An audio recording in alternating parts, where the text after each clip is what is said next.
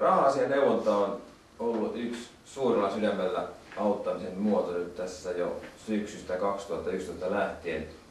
Minkälaisia vapaaehtoisia siihen voisi liittyä mukaan tämmöisen auttamisrinkiin? Sellaisia ihan tavallisia henkilöitä, joilla on aikaa ja omat asiat on suurin piirtein kunnossa ja ymmärtää ihmisten asioita laidasta laitaan ja uskaltaa kysellä ihmisiltä vaikeitakin asioita. Ei tarvitse olla ammattilainen psykologi, maalaisjärki auttaa. Ja sitten on henkilö, joka uskaltaa kannustaa hädässä olevaa ihmistä. Kannustaminen ja toivon luominen ja oikeiden neuvojen antaminen, sitä se sitten vaan on. Vaaditaanko siis jotain erityistä koulutuspohjaa? Maalaisjärki riittää, sanoit.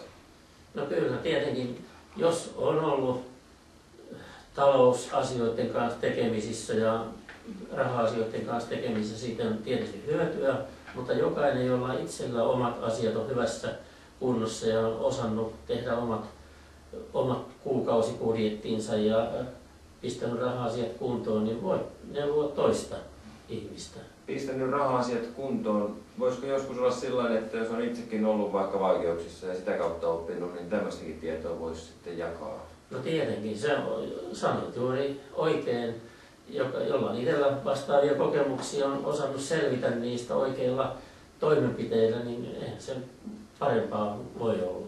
Ilman muuta tämmöinen on hyvä juttu.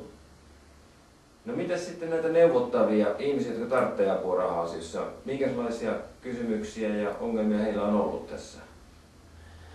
Minkälaisia inhimillisen elämän alueella hyvänsä ongelmia on ja pienistäkin asioista voi tulla jollekin iso asia ja pienillä yksinkertaisilla neuvoilla saatetaan niistä päästä eteenpäin. Ei laidasta laitaan mikä hyvänsä voi tulla. Pikavipeistä lähtien?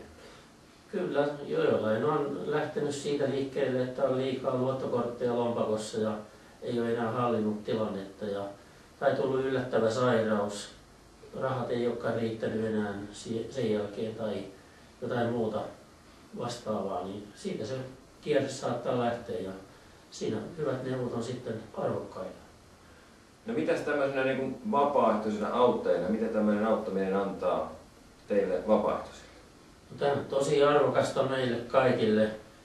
Tänä päivänä tässä maailmantilanteessa, tässä maailmassa tarvitaan jokainen toinen toisiamme ja auttaminen on ihan jokaisen velvollisuus. Jokainen voi auttaa tavalla tai toisella toista.